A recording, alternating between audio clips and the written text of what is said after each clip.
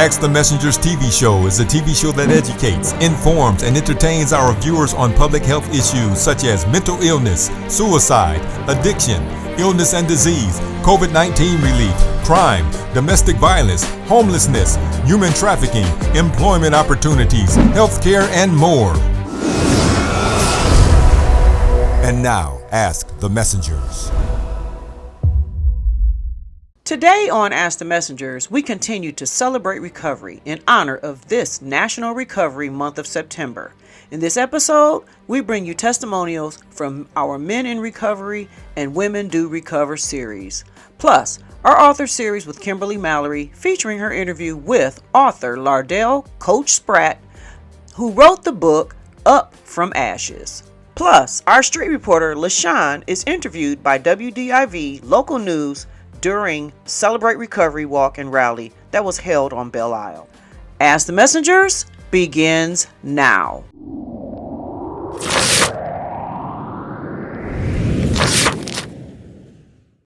Welcome to Ask the Messengers. We have Coach Dale with us today. I am so excited to have this amazing, not just an amazing author, but amazing person with us today on Ask the Messengers.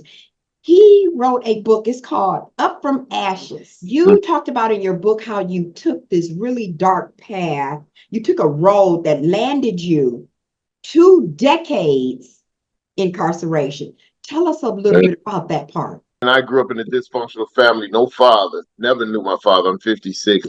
My mother raised my brother and I.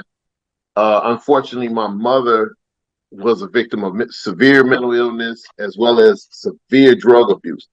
Oh. It was just one thing. She always took her anger and her frustrations out on me. So I was the one who got beat. It's like I said in the book, she tried to shoot me, tried to stab me several times, tried to hang me in my home, made my brother pull the cord. So it was just a house of horrors, and I never understood why. And she always used God, saying God showed her visions that I was doing this and doing that. Now I wasn't no perfect child, but that was not true. So, enough of that. After a certain point, man, I just got to the point where I was a young teenager. I said, man, listen, I'm gonna go out in the street and try to do my own thing and find some I guess a family structure.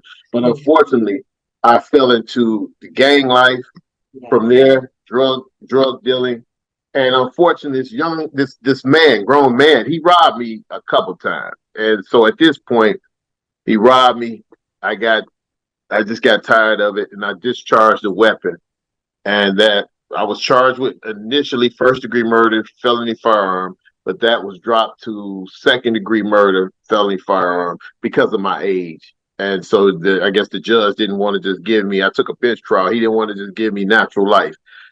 So ended up with 16 to 30 and served. I was maybe a couple months shy of the full 20 years. First time offender. Wow, 20 years behind bars at such an early age. The prison literally raised you. Oh yeah, 17. That was 1987. I was 17 and a half, maybe almost 18 to my 30s when I came home in 2006. Yeah. And so now let's talk about 2006 when you came home.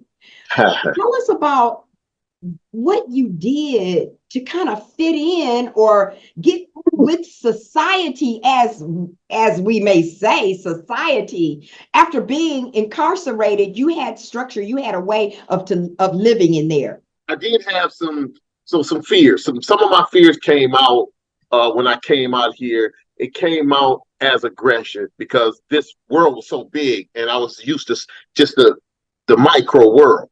So it came out as aggression, sometimes just to push people away. But my biggest issue was the OCD that I developed. So I'm incarcerated. I'm in this cell.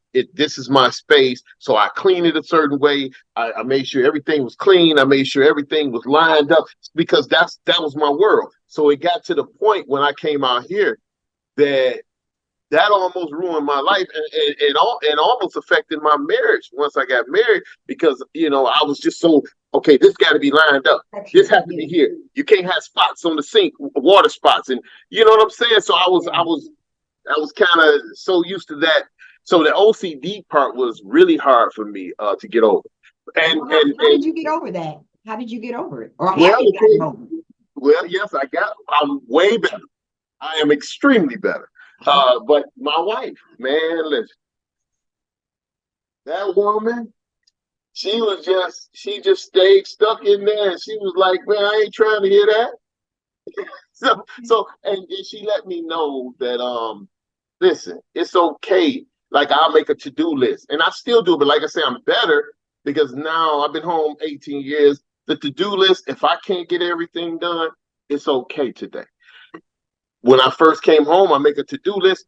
If I didn't get it done, I was anxious. I couldn't sleep. I had an attitude. I didn't understand that. So this is all that post-traumatic stress syndrome when it comes to people coming out of incarceration.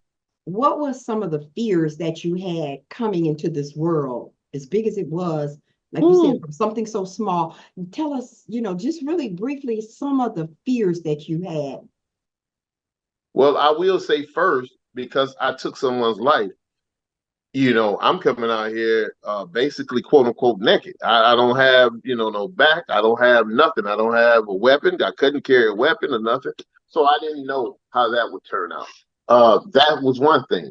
And then just navigating out here, I was one of the first to come home through the reentry program that Yes. the government in Michigan sold on the taxpayers, but it was none. Talking about they was going to give us IDs and everything, didn't give us diddly squat. So I had to prove who I was. It was difficult. So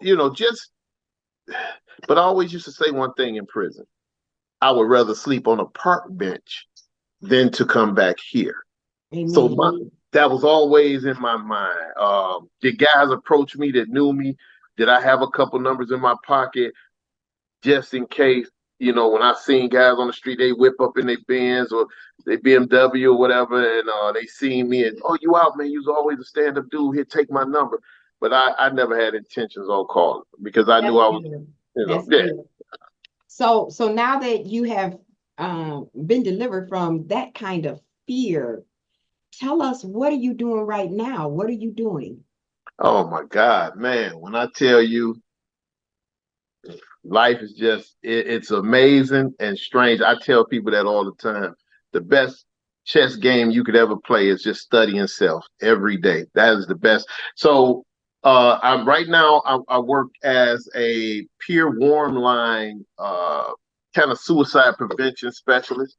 Okay. Um, yep. And then I have Up From Ashes LLC, which is my business. I'm a master life coach, a peer mentor, as well as I have a license and Lance and social service technician. So I've just been in the business of, while I'm figuring out, I look at this as Rubik's Cube. So while I'm still turning my cube to figure my colors, I might have a few more together and I can assist you in figuring out how to turn it. So while I'm turning mine, I'm talking to you and trying to assist you in turn yours. And that, for me, that just brings me joy, assisting others. Amen. That's a good thing. So, let me just ask you one more question. Now that you are out here and you are an advocate now, and I just want the audience to understand this. It doesn't matter where you came from. What matters is where you're going. You are not being a victim anymore. Now you are so victorious that you are sharing your story with other people, to not allow what you've gone through in the past to determine who you will become in the future, and to just keep going and don't stop. You have to change that mentality of that prison, because there is a prison mentality. And when you come out here in the real world, you have to understand you got to do what they say, do as the Romans do. So you can't do the prison things out here No, it don't in the work. real world if you want to be successful and continue to live. We really thank you for coming on Ask the Messengers and sharing your story. But what I would like for you to do is to just look into that camera right now. And I'd like for you to encourage somebody that may have gone through what it is that you went through, leaving, being incarcerated, not knowing what to do, not having any direction. Give them some words of encouragement. But what I want to say is this: my story, for anyone listening, for anyone doubting themselves, I'm going to tell you just like this. My story is not unique. What I've done, you can do. I found the key of going inside. When you see a dog chase its tail in a circle, it don't realize that the very thing that it's chasing is already in its possession. We can't chase after love, happiness, riches, none of that, because you have to go within. Everything you need, it starts within. And if you begin to go inside yourself, peel that onion of ugliness that's around that beautiful core, and then start fresh, rebuild. You can do that. I guarantee you'll find the joy that you're looking for, and you'll find that peace that's been evading you. Get your copy of Up from Ashes, The Streets, Prison, and Redemption by Lardell L. Spratt, available on Amazon. According to the 2023 National Survey on Drug Use and Health, 28.5 million men aged 12 and older reported using illicit drugs, and 13.5 million men sought treatment.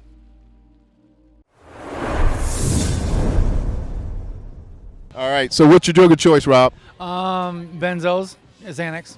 All right, how long have you used them? 20 years. Okay, all right. So at what point did your life become unmanageable and you knew you needed to find some help? Well, I knew I needed help when I had my daughter. My daughter's 3 today, and that was a big perception change for me. Happy birthday. Yeah, that's right. Yeah, happy birthday, baby. But that's when I realized that I had to change something, and been clean almost 3 years, and I just had a relapse, but I'm just looking to get on track, back on track. Okay. Now I'm gonna elaborate a little bit on that, because whenever I hear somebody talk about relapse, I want to know, at the point of your relapse, what did you do? I mean, how I started? Or? Somebody needs to know. Did you give up? So what happened was I stopped going to meetings. I stopped reaching out to the NA community. I stopped dealing with my sponsor and thought I could do it myself. And then I let the stresses get to me, and it just, without the support from the NA community or AA community, I just didn't have the positive support coming that I used to, you know. And just that diminished, and when that positive support was gone, I just tended to go back to my old ways. Okay, and but you didn't let that stop you from getting back on the, getting back on track? Absolutely not. All right. What was your first step to getting back on track? Going to detox and going back to inpatient residential treatment, and just some time to clear my head and clear my body out. Today you got a good support group, is that right? Amen, I do. It's working for you? It is. All right, tell me, what was your drug of choice? Anyone that I didn't have to pay for. Okay, how long have you used? How long have I used? How long have you used? I used for 11 years. 11 years? All the 70s. Okay. But now tell me how long you've been clean. I've been in recovery for 3.5 decades. Okay. All right, I like that answer. My drug of choice was benzos and alcohol, but it was originally crack and heroin. I haven't used hard drugs in a few years, but currently I am about almost 2 weeks sober. I'm currently in Meridian Treatment Center. How long did you use? I used for years. I started when I was about, I want to say 12, 13 years old. My mom gave me my first hit of crack cocaine. And she died of a fentanyl overdose in 2020. What would you say to some young people right now who's out there, smoking, drinking, dropping a few pills, thinking it's okay, no big deal? What would you say to that person? The culture today is tricking you. The culture today is fooling you, and they're just giving you negative influences. I just ask everybody just not to pick up the first one, man, and don't follow the influence of Hollywood, Leave the rock on the ground, don't pick that up, and just stay sober just for today, and just do the next right thing. Just so you know, this here is a good friend of mine. Amen. And we come together at least once a week, every week. Amen. Yes, sir. Yeah. Yes, sir. Yeah. So we know what this recovery process, we know what it's like, right? So what we want to do today is we want to look out there and encourage starting with the younger generation, the young people, right? Amen. To those that might be you and I, our age, or even older.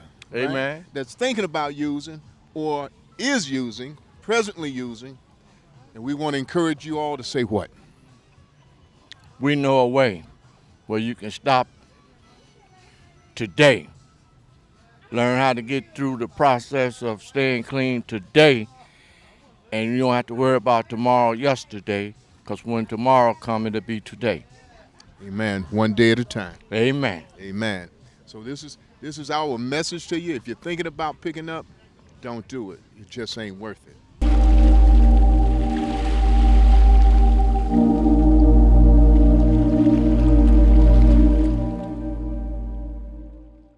According to the 2023 National Survey on Drug Use and Health, 21.3 million women aged 12 and older reported using illicit drugs, and 6.9 million women sought treatment.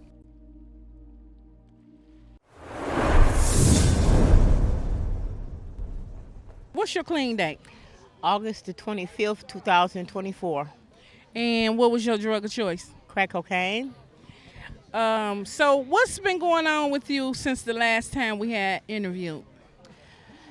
Me not taking care of myself. Me not showing myself self-love. I got to learn how to love myself all over again. I'm thinking I could save my daughter, but I can't save my daughter. I can't even save myself. I know the program, been in the program since 1982. I'm tired. Don't I look tired? I can't do this no more. I fully, totally surrender this time. I can't change my clean date no more, because if I do, I'm going to die, and I know this. So what was your bottom? What was the point when you said, I'm tired, enough is enough, when you was out there, when you said, look, I surrender? I surrender. Look at my arms. This is where the dope was eating me up like mosquito bites. And I knew then it was time for me to surrender. I don't want to die of heart addiction. I want to live, and I can't keep going back out there that way. So what are you doing different this time? I'm back in treatment, and I'm working on me. I'm learning to love me again. Okay. Is there anybody out there you would like to make amends to? Yes, I'd like to make amends to my daughter. Wherever you at, if I could do this, you could do this too. Bring it back in. I surrender. We could do this together. I can't carry you, but I could keep staying clean to show you that this program do work. And they gave me my life back once before, and I know he's going to give me my life back again. Come on back in. Cody, what's your clean date? September 4th this year, 2024. What made you say, look, enough is enough, I'm going to get me some help? Because I was out at 2:30 in the morning, and I ain't had nowhere to go. And I called my sponsor, and I said, look, something got to give. And I was thinking about going to a shelter. She said, no, you need treatment. And I went in that same morning. So this is not your first time in recovery? This is my first time being here, but I've been in recovery since I was 21. Right. Okay. So what are you going to do different this time? What I started doing was eliminating my friends, staying away from the people that get high and drinking. I want some new friends that's out here. What was your drug of choice? Alcohol, marijuana, and cocaine. And is there anyone out here you would like to make a direct amends to? I do want to make amends to some of the people that I hurt. Number one, my mother. Look at the camera and talk to your mama. Hey, Ma, I love you so much. I'm getting myself clean. And I just want us to have a relationship back how we did before. And I love you so much. And the girls. Jessica, what's your clean date? September 4th. And are you in treatment? Yes. Where are you? Meridian. So, is this your first time in recovery? Second. What are you doing different? Attending more classes, and I came on my own free will this time. Okay. What happened the first time? Intervention by my family.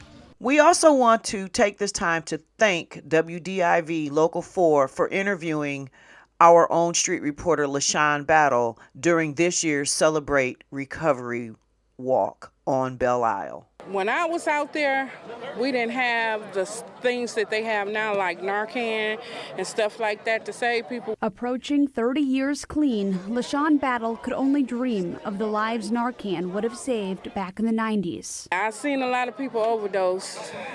Unfortunately, they didn't make it. Maybe if we'd had Narcan then, a lot sooner, we could have did something. Recovery is possible for anyone who is willing to take the first step, no matter how dark or difficult the journey has been. The stories shared today are proof that no one is ever too far gone to be redeemed and restored.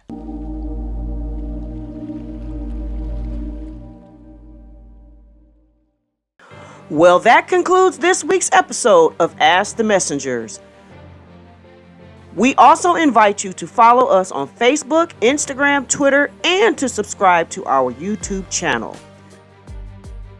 If you would like to help support our show, please feel free to make a donation of any kind by visiting our show website, www.askthemessengers.org. If you prefer to mail donations, please make check or money order payable to Ask the Messengers TV show and send it to 18400 Schaefer Highway, Detroit, Michigan 48235.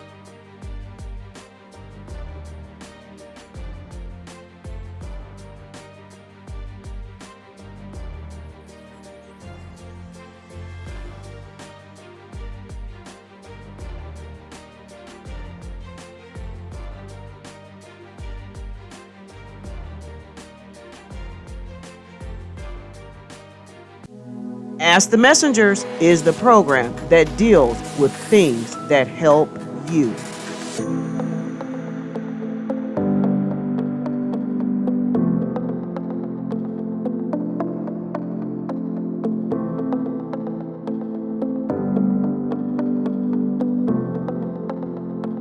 Thank you for watching.